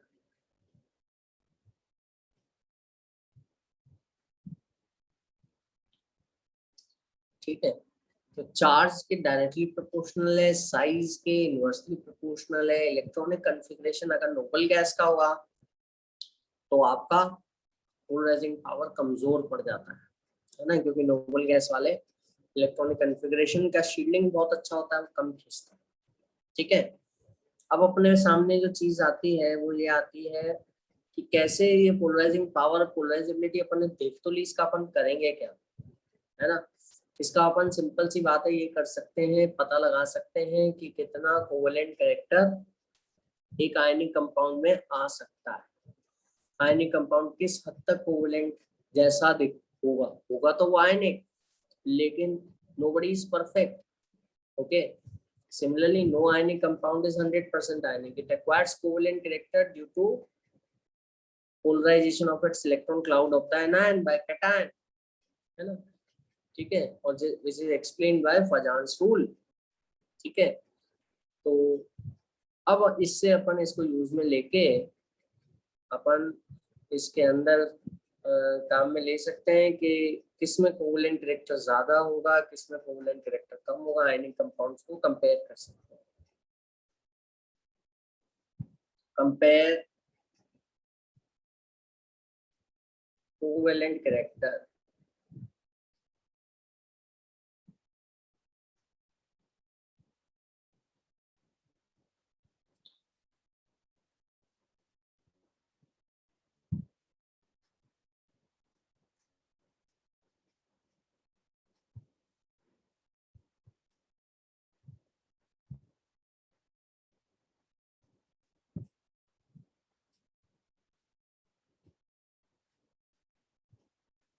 तीसरे ग्रुप के कैटायन है सोडियम, मैग्नीशियम, एल्यूमिनियम, सिलिकॉन। एक के बाद एक। एनायन तो सब में बराबर लिया मैंने इस क्लोराइड। तो किसमें कोवलेंट कैरेक्टर ज्यादा होगा जरा बताओ मेरे को। आप कैटायन और एनायन को अलग अलग करके सोच सकते हैं, उससे आपको हेल्प रहेगी। समझ आया? कैटायन एनायन को अलग अलग करके सोचिए कि कैटायन पे चार्ज कितना है। एनायन तो सब जगह एक ही है, तो खैर एनायन को तो सोचने की जरूरत पड़ेगी नहीं आपको।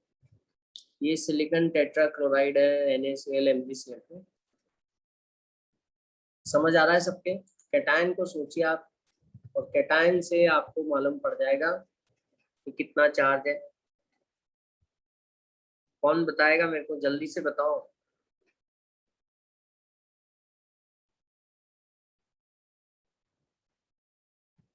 अंशिका बताओ, जरा मदद करो जल्दी से।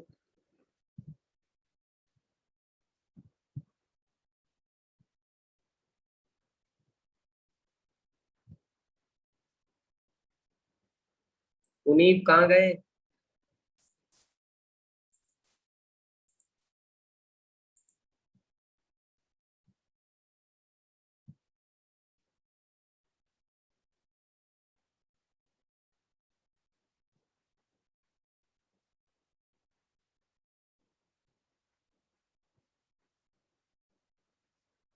बहुत ही आसान टॉपिक है ये तो, जल्दी बताओ कौन बता रहा है मेरे को।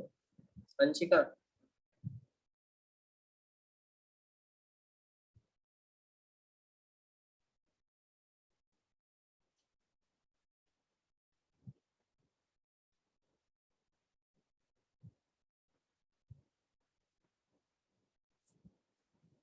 हाँ जल्दी बताओ। देखो यहाँ पर तो Na+1 है, यहाँ पे Mg पे +2 है, इस पे +3 है, इस पे +4 है। एनायन सब जगह सेम है। कैटायन का चार्ज, पॉजिटिव चार्ज बढ़ता रहा तो खींचने की ताकत बढ़ती आएगी। खींचने की ताकत बढ़ने से आपका कोवलेंट कैरेक्टर ज्यादा आ जाएगा, क्योंकि एनायन का इलेक्ट्रॉन क्लाउड मर्ज हो जाएगा, है ना। तो कोवलेंट कैरेक्टर सिलिकॉन टेट्राक्लोराइड का सबसे ज्यादा होगा। ये पूरा कोवलेंट होता है, मैक्सिमम कोवलेंट। मतलब ये एक्चुअली प्रेडोमिनेंटली कोवलेंट ही हो जाएगा, जबकि NaCl जो है ये आयनिक रहेगा। ठीक है। MgCl2 भी आयनिक है, लेकिन कम आयनिक है। ऐसे सोचिए, उसमें आयंस तो है, लेकिन वो आयंस के आपस में बाउंड्री सुपर इम्पोज कर रही है, जिसको अपन कोवलेंट कैरेक्टर के नाम से जानते हैं। ठीक है।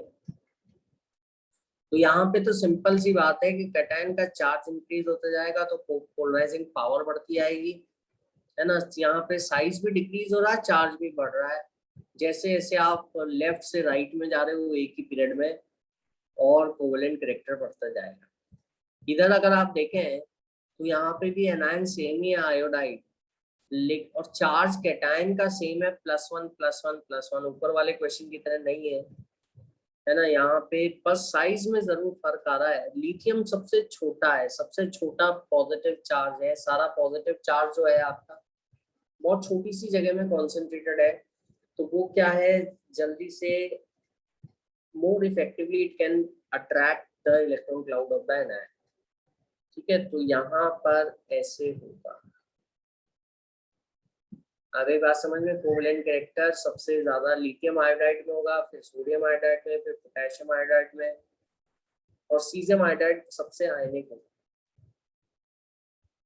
यहाँ पे कैटायन वही है, एनायन अलग अलग हो रहे हैं। एनायन अभी अभी अपन ने देखा था, एनायन के लिए पोलराइजेबिलिटी कंपेयर करेंगे ये बताने के लिए कि एनायन कितनी अच्छी तरह से उसका इलेक्ट्रॉन क्लाउड डिस्टॉर्ट हो सकता है। तो पोलराइजेबिलिटी सबसे ज्यादा आयोडाइड की है ना, समझ आ गया। तो आयोडाइड की सबसे ज्यादा पोलराइजेबिलिटी है, तो वो सबसे ज्यादा कोवेलेंट कैरेक्टर आएगा।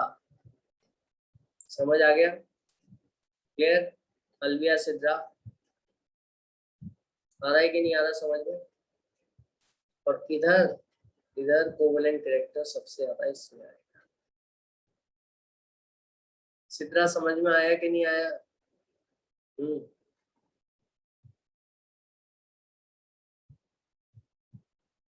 समझ गए? अंशिका, अलविया, उन्हीं कहाँ पर हो?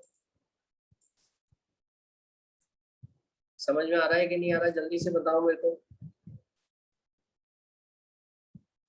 तो इससे अपन मेजर कर सकते हैं, ये मैक्सिमम कोवेलेंट है, लिख लेना आप लोग। मैक्सिमम कोवेलेंट है और ये मैक्सिमम आयनिक।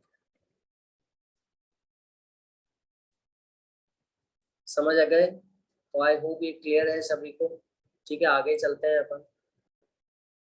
तो ये तो आपका आयनिक कंपाउंड है। इसके बाद अपन कोवेलेंट बॉन्डिंग स्टार्ट करते हैं लुईस डॉट स्ट्रक्चर से। लुईस डॉट स्ट्रक्चर कैसे बनाने ये देख लो आप लोग।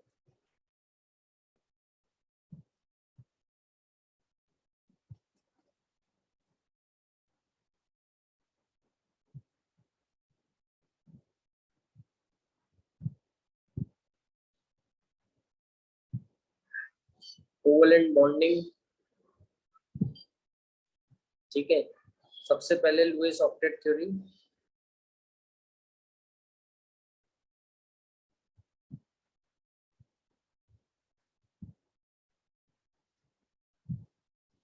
और ये थ्योरी एक्चुअली आउटडेटेड है कि पहले लगता था सबको कि कंपाउंड्स कैसे फॉर्म होते हैं, कंपाउंड्स क्यों फॉर्म होते हैं। ठीक है, कंपाउंड्स फॉर्म है ना either by complete donation or acceptance of electron which result into the formation of cation or an anion ionic bond। ठीक है, या कंपाउंड कैसे फॉर्म होते हैं, अगर इलेक्ट्रॉन का देना और एक्सेप्ट करना मुश्किल है तो ऐसे केस में दोनों एटम आपके इलेक्ट्रॉन लेके आएंगे, ओवरलैप करेंगे। ठीक है, और जिससे दोनों के ऑक्टेट पूरे हो जाएंगे, और तो अपना एम ये रहेगा कि वैलेंस शेल में जितने इलेक्ट्रॉन है वो 8 हो जाए। लेकिन यहाँ पर आयनिक बॉन्डिंग की तरह इलेक्ट्रॉन निकाल के और ऐड करके नहीं करेंगे अपन, यहाँ पे शेयरिंग करके करेंगे। ठीक है, तो लुईस ऑक्टेट स्ट्रक्चर आपने बनाए हैं लेकिन ये थ्योरी आउटडेटेड है। रीजन बीइंग कि काफी सारे आपके एलिमेंट्स हैं जहाँ पे ऑक्टेट पूरे नहीं होते और उसके बाद भी वो एग्जिस्ट करते हैं, या ऑक्टेट से ज्यादा इलेक्ट्रॉन वाले भी होते हैं। ठीक है, तो वो भी एग्जिस्ट करते हैं, और इवन नोबल गैसेस जिनका ऑक्टेट पूरा होता है जैसे ज़ीनोन है, वो भी काफी सारे बॉन्ड फॉर्मेशन में पार्टिसिपेट करती है। तो हर जगह अपन ये नहीं कहते कि ऑक्टेट थ्योरी ही अल्टीमेट थ्योरी है और ऑक्टेट कंप्लीशन ही is the reason, sole criteria for the bond formation, that is not there. ठीक है, एक्चुअली जो रीजन होगा आपका वो है अटेनमेंट ऑफ स्टेबिलिटी। दो एटम में बॉन्ड बन रहे हैं, स्टेबिलिटी अगर आ रही है तो they will go for the bond formation and the formation of a molecule. ठीक है, अदरवाइज नॉट। ठीक है, तो लुईस ऑक्टेट स्ट्रक्चर अपन बना सकते हैं काफी सबके, आप काफी सब बना भी लेंगे। थोड़ा बहुत कुछ जगह पे फंसोगे आप लोग। ठीक है, तो वहां मैं आपको जल्दी से बता देता हूँ क्या फंसने वाले हो। जैसे आपको लुईस स्ट्रक्चर बनाना है PCl3 का। ठीक है, तो फॉस्फोरस है ग्रुप 15 का, फॉस्फोरस का एटॉमिक नंबर है 15। तो 10 तो अंदर के इलेक्ट्रॉन हो गए, 5 बाहर के इलेक्ट्रॉन हो गए। वैलेंस शेल के इलेक्ट्रॉन को आप डॉट्स के तौर पे लिखोगे। ठीक है,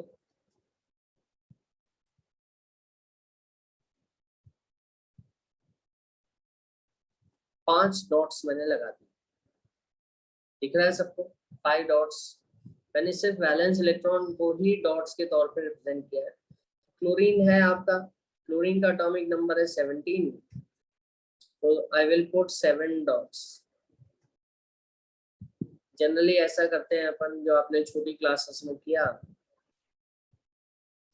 कि इसके इलेक्ट्रॉन को अलग दिखाने के लिए क्रॉस से दिखा दिया अपन ने, मान लीजिए, ठीक है। अच्छा, क्लोरीन को 8 करने के लिए एक इलेक्ट्रॉन को अगर वो डबल कर दे पेयरिंग करके, तो इट विल बिकम 8, है ना। टोटल इलेक्ट्रॉन वैलेंस शेल में 8 हो जाएंगे, तो क्लोरीन तो अपना एक इलेक्ट्रॉन शेयर करेगा। फॉस्फोरस को 8 करने हैं तो वो अपने 3 इलेक्ट्रॉन शेयर करेगा, है ना। 3 को डबल कर देगा 6 और 2 ऐसे अनशेयर है, ठीक है। तो यहाँ पर अपन क्या करेंगे, ऐसे 3 क्लोरीन चाहिए अपन को, और अपने पास इस तरह से स्ट्रक्चर आ जाएगा।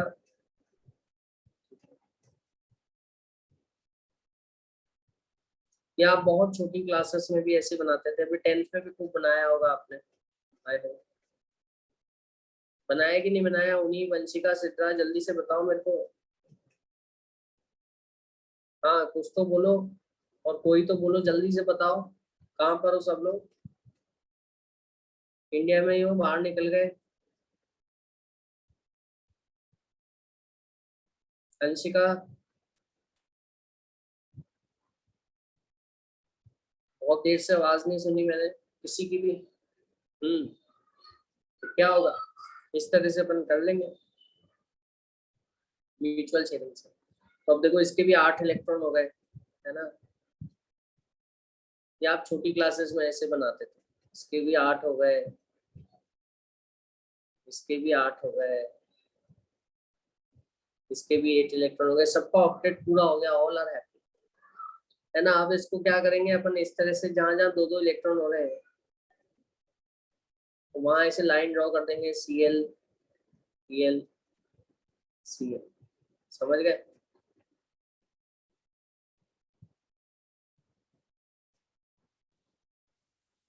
तो आई होप ये क्लियर है सबको, ठीक है। तो ये तो ऑक्टेट थ्योरी के हिसाब से है, लेकिन ऑक्टेट थ्योरी हर जगह कहाँ रहती है? बिना ऑक्टेट के भी काफी सारे मॉलिक्यूल्स हैं, जैसे BF3 है।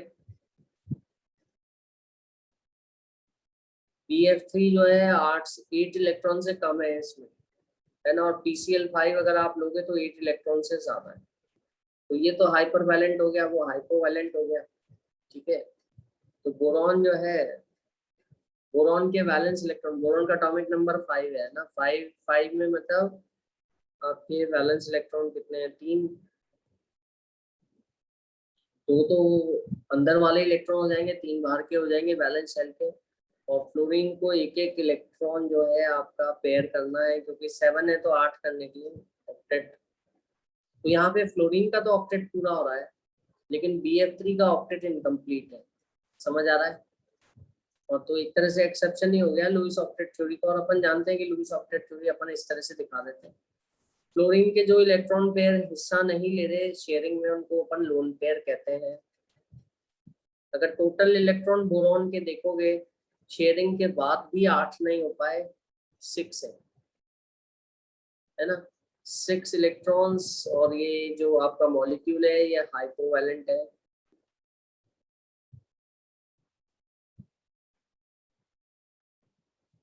ठीक है, PCl5 की, SF6 की, XeF6, इन सब की बात करेंगे तो वो हाइपरवैलेंट है। PCl5 बना देता हूँ मैं ना। PCl5 फॉस्फोरस का अभी अभी अपन ने देखा 5 इलेक्ट्रॉन्स है वैलेंस,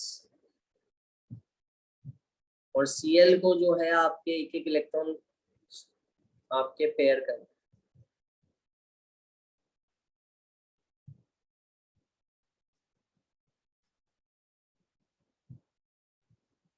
ये बॉन्ड बन गया, ये बॉन्ड बन गया, बॉन्ड बन गया। Cl का तो ऑक्टेट पूरा हो गया, लेकिन फॉस्फोरस के टोटल इलेक्ट्रॉन अगर आप काउंट करोगे, बॉन्ड के शेयर्ड इलेक्ट्रॉन टोटल उसके और Cl के मिला के 10 इलेक्ट्रॉन हो गए, है ना। 10 इलेक्ट्रॉन हो जाने से ये हाइपर वैलेंट मॉलिक्यूल।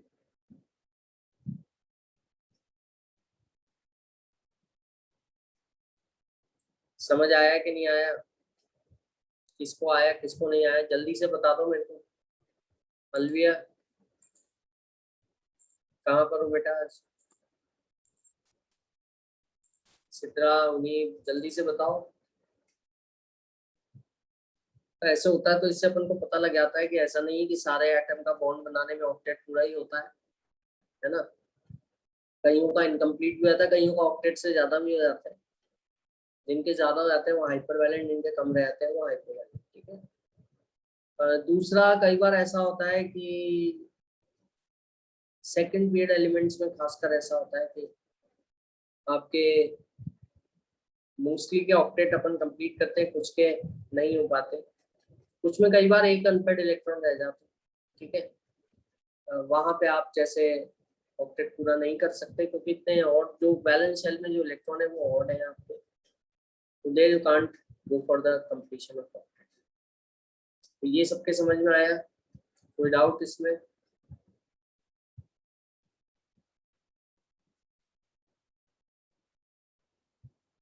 काफी सारे लुईस स्ट्रक्चर अपन बना सकते हैं। जैसे एनसीईआरटी में जो आपको लुईस स्ट्रक्चर दिया है, कार्बन मोनोऑक्साइड का लुईस स्ट्रक्चर दिया हुआ है, तो यहाँ कार्बन डाइऑक्साइड का पहले अपन बनाते हैं, कार्बन मोनोऑक्साइड का भी अपन बना लेते हैं जल्दी से। तो let's draw the Lewis structure of CO2 and CO, क्योंकि दो ऑक्साइड्स हैं कार्बन के, which are very very important. तो CO2 तो कार्बन है अपना, 4 वैलेंस इलेक्ट्रॉन है, क्रॉस से रिप्रेजेंट कर रहा हूँ। ऑक्सीजन के वैलेंस इलेक्ट्रॉन कितने हैं? ऑक्सीजन भी सेकंड पेड का है, 6 वैलेंस इलेक्ट्रॉन है ना, जो मैं डॉट से रिप्रेजेंट कर रहा हूँ।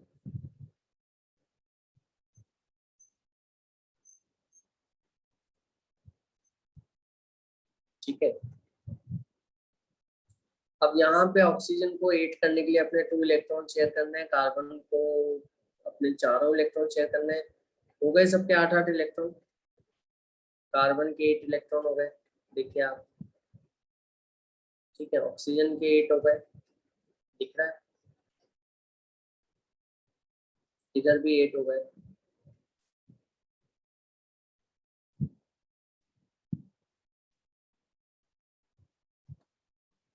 ठीक है, CO जो है आपका, अब कार्बन में क्या होगा कि यहाँ पर कार्बन के 4 इलेक्ट्रॉन है, इसका तो बन गया। CO2 का सबके समझ में आया कि नहीं आया? ऑक्टेट पूरा हो गया, सब कुछ हो गया, क्या समझ में आ रहा है सबके?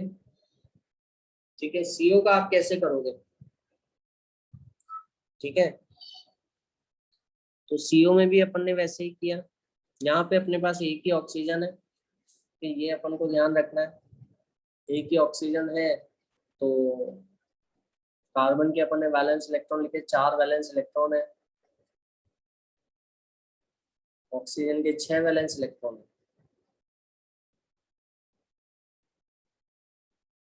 पेयर करवा दिया अपन ने। अब अपने पास CO2 की तरह दो तरफ तो ऑक्सीजन है नहीं, दिख रहा है सबको, सिर्फ एक ही ऑक्सीजन। कार्बन के कितने इलेक्ट्रॉन है? शेयरिंग के बाद पुनीत बताओ जरा, कितने इलेक्ट्रॉन हुए?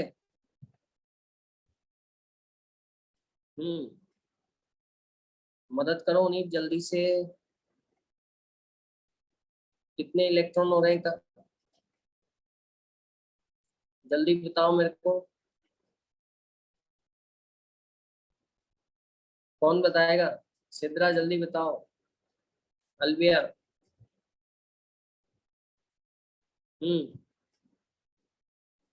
कार्बन के टोटल इलेक्ट्रॉन कितने हो रहे हैं? कार्बन के इलेक्ट्रॉन अपने पास हो रहे हैं 6। ऑक्सीजन के तो हो गए कितने? 8।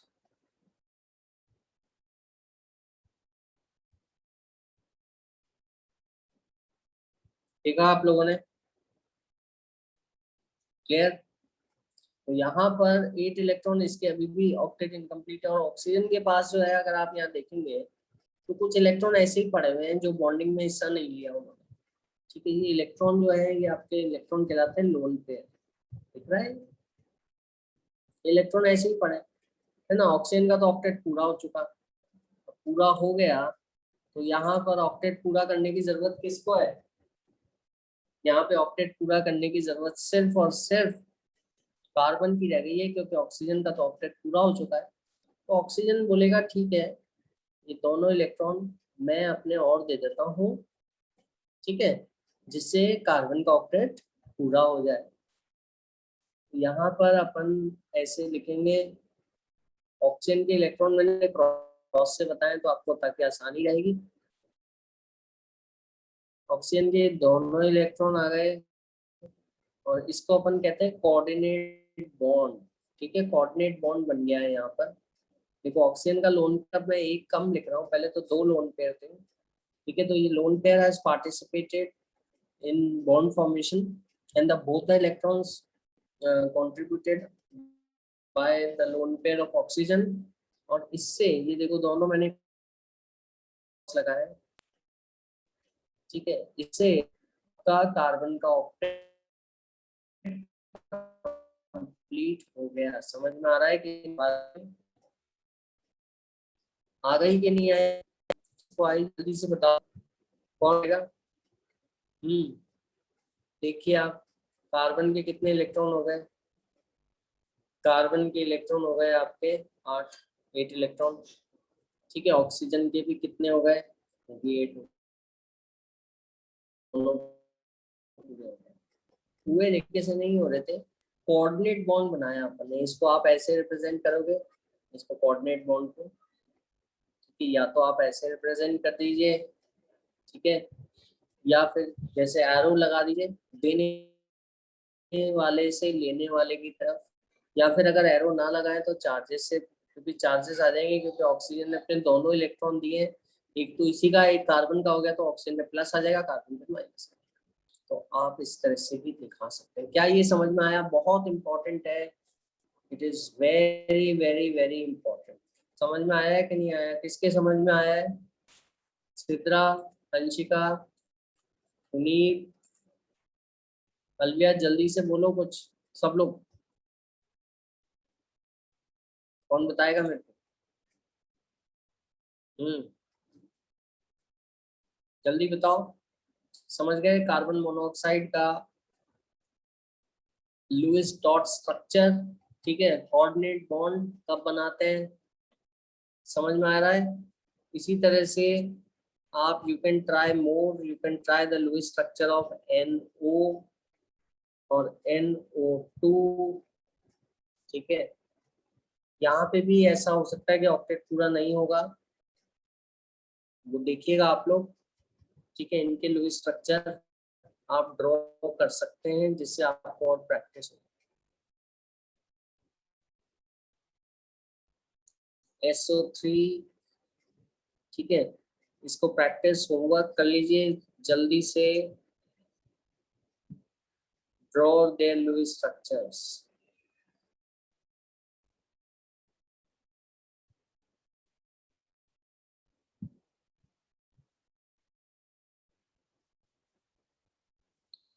ठीक है, आई होप सभी को क्लियर हो गया है।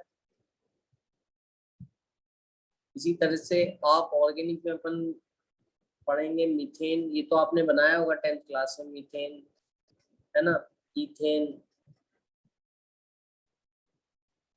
इथीन, C2H4 और इथाइन, C2H2 के लुईस स्ट्रक्चर ट्राई कर सकते हैं। ऑक्टेट कुछ इनमें तो ऑक्टेट कंप्लीट है कार्बन वालों में तो, है ना, लेकिन जो दूसरे एलिमेंट्स हैं उनमें हो सकता है ऑक्टेट पूरा ना हो, कम रह जाए या ज्यादा हो जाए। ये अपन ट्राई कर सकते हैं मीथेन। तो ये आप लोग ट्राई कर लीजिएगा होमवर्क में, बहुत ही सिंपल है। काफी सारे लुईस स्ट्रक्चर आपने अपनी जूनियर क्लासेस में किए होंगे। ठीक है, फिर अपन आगे चलते हैं। आगे अपने पास अपन को स्टार्ट करना है कोवलेंट बॉन्ड का फॉर्मेशन का थ्योरी अपन को स्टार्ट करनी है। और ये थ्योरी जो कहलाती है, ये कहलाती है वैलेंस बॉन्ड थ्योरी। ठीक है, VBT। तो लेट्स स्टार्ट विद VBT।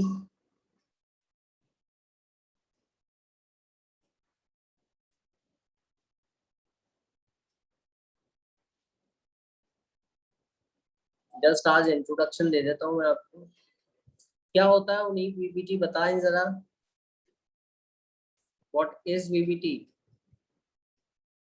कौन बताएगा मेरे को?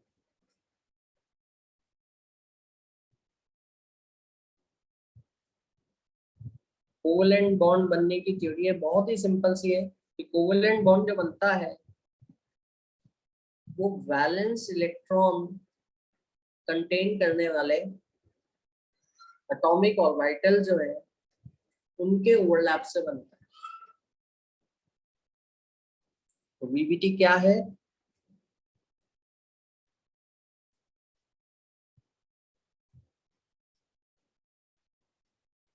How it explains the formation of a covalent bond?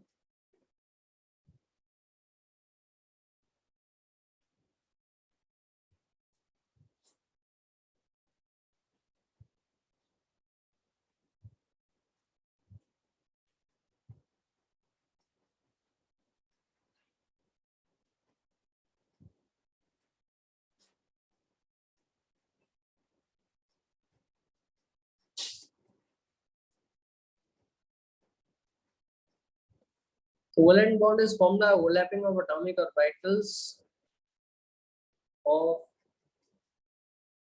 the valence shells.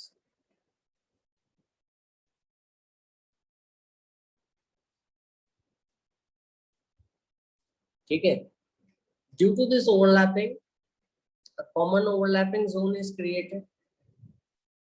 और जो इलेक्ट्रॉन है जो ओवरलैप कर रहे हैं उनका स्पिन जो है वो अपोजिट होना चाहिए। जैसे अपन ने देखा था कि इलेक्ट्रॉनिक कॉन्फ़िगरेशन में एक ही एटॉमिक ऑर्बिटल में दो इलेक्ट्रॉन का स्पिन एक जैसा नहीं हो सकता। इसी तरह से आपका बॉन्ड बनाते वक्त दो ओवरलैपिंग एटॉमिक ऑर्बिटल के इलेक्ट्रॉन का स्पिन भी अपोजिट होना चाहिए।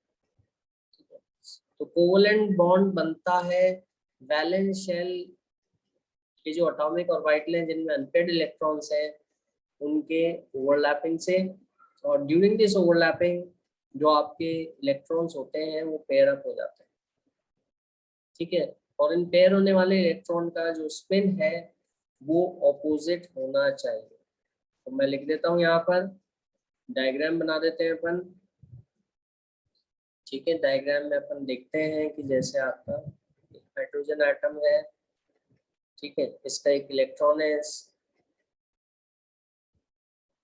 ठीक है, इसका न्यूक्लियस है, और ये दूसरा हाइड्रोजन एटम है जिसके इलेक्ट्रॉन का स्पिन डाउन बताया है मैंने, इसका 1s, इसका भी 1s। दोनों जब बॉन्ड बनाएंगे, हाइड्रोजन एटम है ये, बॉन्ड जब फॉर्म होगा कैसे फॉर्म होगा? वीबीटी के हिसाब से, वीबीटी के हिसाब से बॉन्ड कैसे फॉर्म होगा? ओवरलैपिंग से। ठीक है? ओवरलैपिंग, क्योंकि हाइड्रोजन में तो इलेक्ट्रॉन 1s नहीं है तो इनका ओवरलैपिंग होगा। ठीक है? मैं यहाँ लिख रहा हूँ ओवरलैपिंग से बॉन्ड फॉर्म होगा। तो मैं ओवरलैप कर देता हूँ दोनों के इलेक्ट्रॉन पे, दोनों के अनपेयर्ड इलेक्ट्रॉन्स को, और कॉमन ओवरलैपिंग जोन क्रिएट हो गया आपका।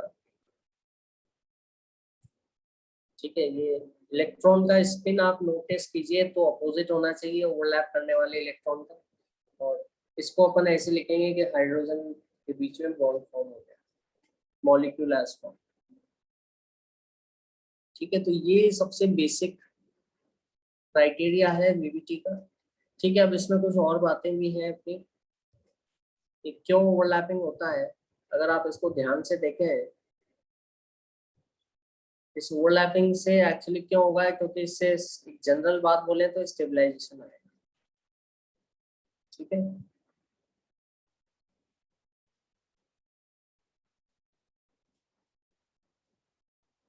अगर आप इसको थोड़ा ध्यान से देखें तो इनिशियली अट्रैक्टिव फोर्सेस भी हैं दोनों एटम के बीच में, और रिपल्सिव फोर्सेस भी। इनिशियली आपके अट्रैक्टिव फोर्सेस होंगे वो ज्यादा होंगे, अट्रैक्टिव फोर्सेस आर हायर। समझ गए? अट्रैक्टिव फोर्सेस कौन कौन से हैं? ये न्यूक्लियस इसके को अट्रैक्ट कर रहा है, ये अपने इलेक्ट्रॉन को भी अट्रैक्ट कर रहा है, उसके इलेक्ट्रॉन को भी अट्रैक्ट कर रहा है। ठीक है? ये भी न्यूक्लियस अपने इलेक्ट्रॉन को भी अट्रैक्ट कर रहा है और उसके इलेक्ट्रॉन को भी खींच रहा है, ये अट्रैक्टिव फोर्सेस।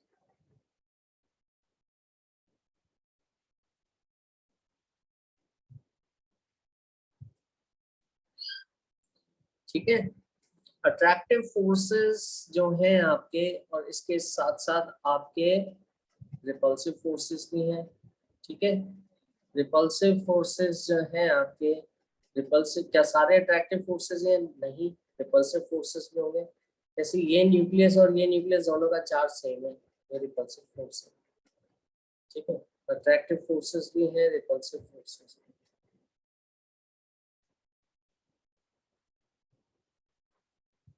इस इलेक्ट्रॉन और इस इलेक्ट्रॉन दोनों का चार्ज सेम है, तो रिपल्सिव फोर्सेस भी है। Initially attractive forces are more, है ना, तो अट्रैक्टिव फोर्सेस जो है आपके वो दोनों एटम को पास पास लाएंगे, है ना, और दोनों एटम जो है आपके एक कॉमन ओवरलैपिंग जोन क्रिएट कर लेंगे। एक बार इनके फोर्सेस बैलेंस हो गए, ठीक है, तो फिर ये और पास पास नहीं है। एक मिनिमम डिस्टेंस जिस पे forces, attractive repulsive forces balance हो जाते हैं, तो दोनों ओवरलैप करके उस मिनिमम डिस्टेंस पे आ जाएंगे, उससे पास नहीं आएंगे, उसको अपन बॉन्ड लेंथ कहेंगे, है ना, they will form a bond, और इसके दौरान एनर्जी रिलीज होगी, स्टेबल होगा H2 मॉलिक्यूल।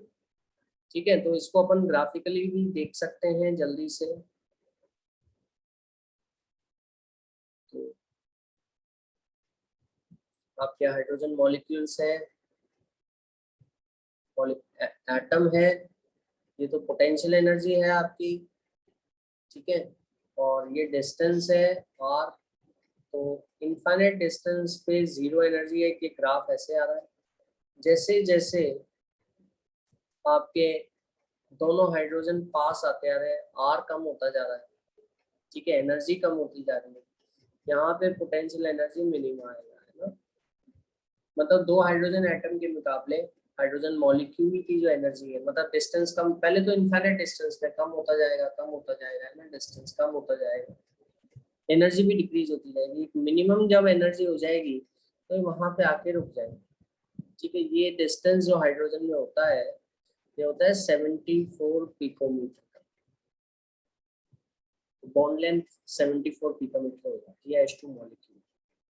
अगर इससे और पास लाओगे तो फिर इनके न्यूक्लियस के बीच में रिपल्सिव फोर्स बढ़ जाएगा, वापस से दूर हो जाएंगे, वही 74 पिकोमीटर, जैसे कि स्प्रिंग की नेचुरल लेंथ है, वो है बॉन्ड लेंथ।